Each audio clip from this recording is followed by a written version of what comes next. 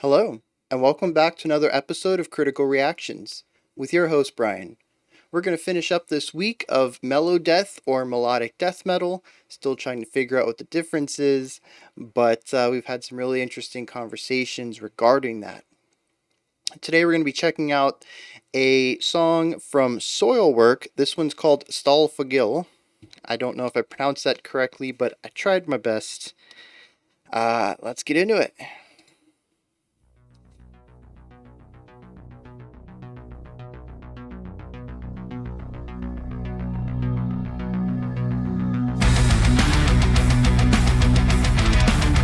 Yeah.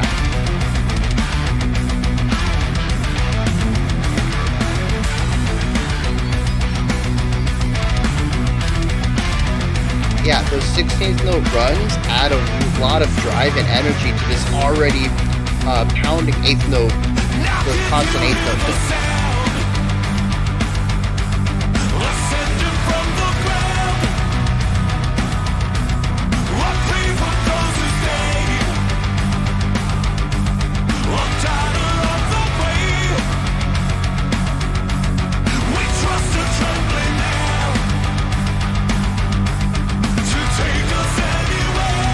So it was like a high reverb, harsh vocal that's going on within or against the clean.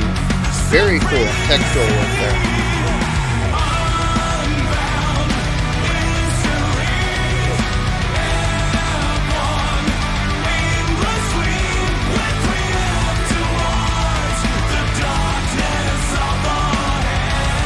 And the vocals are doing harmonies with the guitars right now.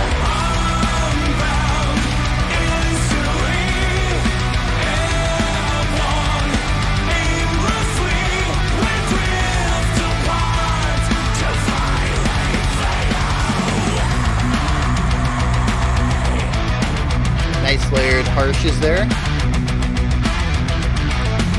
Yes, and we have a variation on those 16th note runs at the beginning.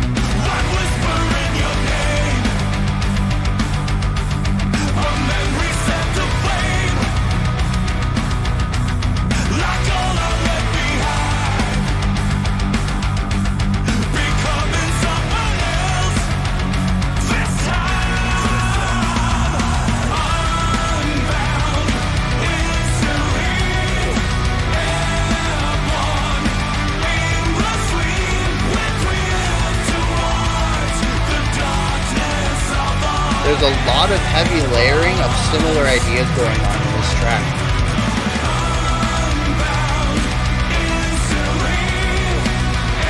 Almost like a very strong sense of unity going on. Very few elements are played or sung by themselves.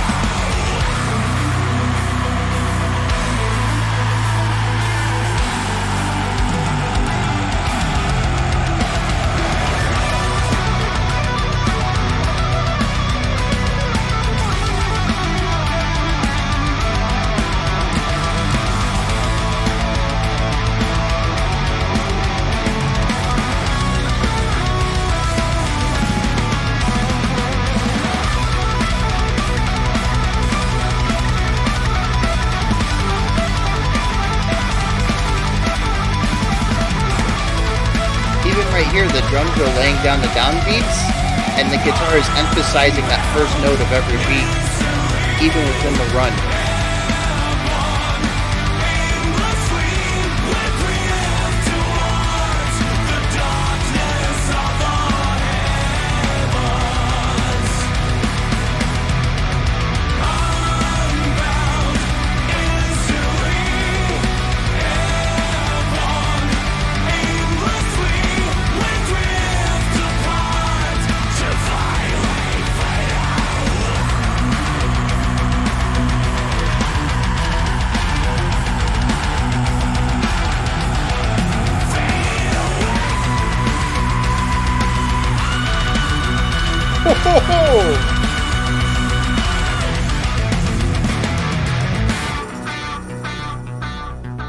Was not expecting that. What a way to finish that off. It's blow expectations out of the water. We just did an entire song in a very comfortable range, and in the last second, I'm just going to show you guys. Way up there. Let's hit this. Oh man. Yeah. So this is an interesting song because there's a lot going on, but there's not a lot going on. Let me explain. I mentioned that almost everything that happens in the song is heavily layered and done with another voice. There's very little element in the song that is done by itself. I think the guitar solo, by sort of by definition of the word solo, is done by itself, and the final vocal bit I think was just the clean, and I think those are really the only parts of the song that had isolated elements in them. We start off the song, and it's the thesis statement of the entire track. We got this driving eighth note with these 16th note runs, and the guitar does this rhythm, the bass does this rhythm, the guitars, I don't remember if I said guitars, drums, bass, guitar, all three of them though are doing the same exact rhythm. So they come in strong with, everybody doing the same idea rhythmically. Then the vocals come in, and it's not just the clean vocals. The clean vocals do have the spotlight. I would say that this song does have a very treble style of identity.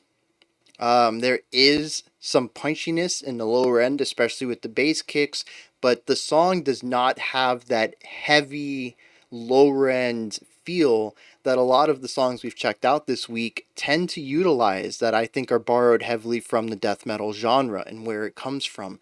This tends to be, in my eyes at least, a little more towards rock and some poppier elements, really favoring the higher end over the lower end, which is interesting because there still are some black metal ideas in here compositionally, and some of the lines that they utilize. The double bass kick 16ths with that tremolo picking interspersed between those eighth notes. That is very black metal, or death metal, sorry. So this constant driving lots of attacks, that's very death metal. But the overall sound and atmosphere and emotions I get from the song are very not death metal. It seems to be very uplifting and powerful and driving. A lot of higher end levity to it rather than feeling, heavy and crushing. But yeah, let's get back to this idea at the beginning with everybody doing the same thing. The vocals come in though, and they're not just the cleans. There is a harsh component to it as well, and the harsh component is very wide. I don't think I got it.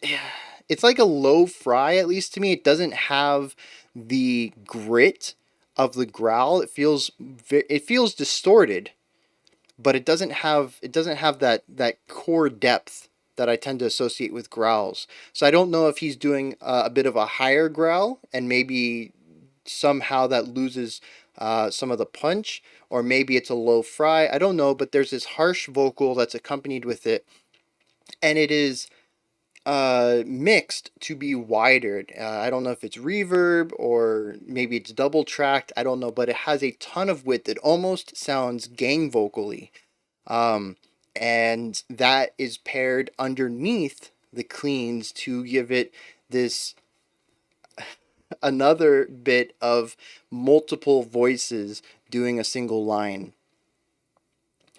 Um, and then we get into the chorus, and the guitar and the vocals are doing the exact same melody line. The vocals and uh, the growls, the harsh vocals, are doing the exact same rhythmic idea. There might be a little bit of overtone work within the harsh vocals that kind of follow the pitch of the cleans, but for the most part, I'm just going to attribute that to be a harmonic synergy there. But there's just this constant idea that nobody has their own part. Everybody is a part of somebody else's line. Everybody's doubling up on ideas, and it makes the song feel very big and very triumphant and very wide and inspiring. especially with that gang vocal part. It doesn't sound just like the vocalist singing. It sounds like a group of people. And with the song feeling as uplifting and powerful and driving, it almost sounds like a song of unity, some sort of speech you would give to some warriors before they went out to do combat together, that you're bigger as a whole. You're not a lone person on the battlefield. You're part of the group, the whatever, the army. um and I think that's really interesting how it pervades every section of this song other than the solo and that final vocal line, which like I said, the solo is a solo. I think it would have been really cool to have, maybe a harmonized part with two guitars and do a harmonized duet through that section to sort of go along with this, just element that's throughout this entire song of doubling up on ideas. The final vocal part, though, I think really works. It doesn't work thematically, of course. However, the idea of the showcasing this really high note and just nailing it, it's just not something that would work extremely well being paired with that growl. I think it would have diminished the effect of it. So, just on a purely aesthetic level, that works particularly well to be by itself. Let's see. On the song structure level, we have a fairly simple A B C B idea. Verse, chorus, solo, and then we come back to the chorus and do an outro.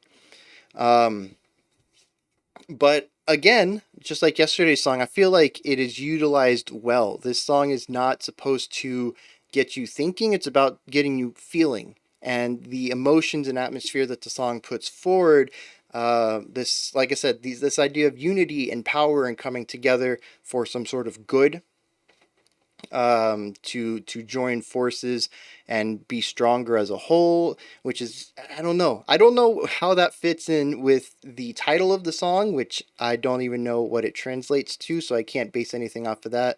And the music video seemed to be about uh, uh I don't know. So some prisoners breaking out and building a blimp and then crashing and burning. I mean, um but for whatever reason, the music itself feels very positive to me. Positive vibes about coming together and utilizing combined forces. Um, I don't think the idea of utilizing it for good or for positive effect is really built into the music. Maybe that's just where my brain goes when I think of the terms unity and coming together. But the song is also fairly uplifting, so maybe that's where I attribute that to. Um, Man, Where was I going with this? Oh, yeah. Song structure. So these ideas of unity are not something necessarily that you want to really get too much thought put into. Um, you want the song to feel positive. You want the song to feel powerful. And you really don't want too many things getting in the way of that. Unorthodox song structure, or difficult to understand rhythmic patterns, or too complex melodic ideas moving into unique chord characteristics or anything like that. It can add some flavor for sure, but if overdone, it can detract from this idea of strength in numbers that the song's really pushing for. So I think it makes sense that the song is a bit simpler, that it's very palatable, that it has, a fairly standard song structure and doesn't really push too far outside of typical metal sound. It's not designed to be any of that, and as I mentioned, doing too much of it or going in the wrong direction could detract from the core of the song, and that's the last thing you really want to do. Um, the purpose of a song should be razor honed. Whether you're aiming for an emotion or a specific sound or a specific feel or a specific atmosphere, that's the key. Everything else, all your spices, all your embellishments, all of your ornamentation that you put into it should amplify that. You can diminish it a little bit if you're trying to go for contrast or something, but it should at the end amplify it once again, to drive that message home, to support your thesis statement, so to speak. So anything that's going to pull away from that should not be done. And sometimes that means simplicity is the way to go. So I've mentioned many times before, simple, generic, or predictable, these are not negative things to songs. They're tools to be utilized by the composers and the musicians to create the effect or the work of art that they want to utilize. There's no reason to look down on songs like this that use standard structure. There's a reason for it. It helps things. It is not always a detriment. So, yeah. I don't really know what else to talk about here, though. The song, I don't think there's anything that really stands out to me musically. I do want to talk about the solo real quick, though. The it was I'm not gonna try to guess. Uh, I was gonna say like six. I was trying to figure out if it's 16 or 32 bars, but I don't think it really matters. The first half, though, the solo can really be felt in two halves. The first half is this climbing run. He does the same thing over and over and over, but he keeps rising it by half steps or thirds or something like that. And it's the same pattern, the same distance between all the notes. He just rises, what the first note is, and keeps going up and going up. And when I think he comes back down, but he doesn't do that pattern anymore. He switches off to like half notes or something. They're all held notes. And it's really interesting that we have this idea of rising and falling, especially given that this theme appears in the music video as well. Again, I don't know how related these two are. I'm not really seeing any ideas of unity in the music video other than them coming together to build this blimp.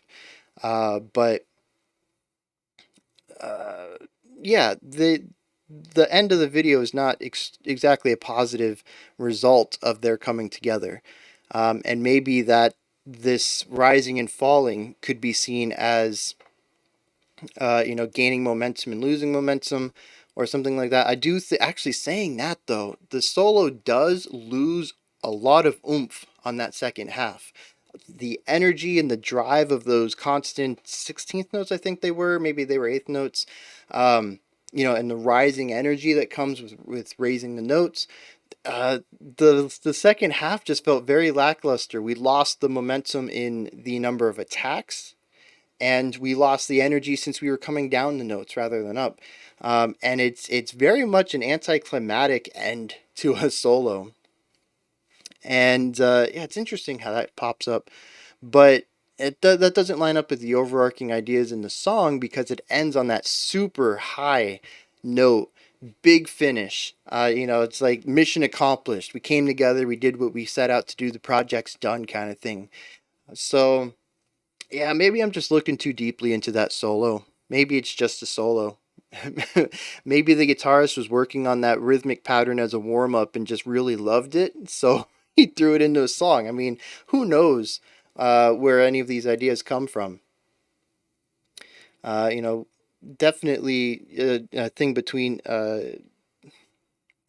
artistic intention and then listener interpretation. There's always going to be a divide there without knowing exactly where something came from. But I do think on this point, I'm looking into that solo a little too much.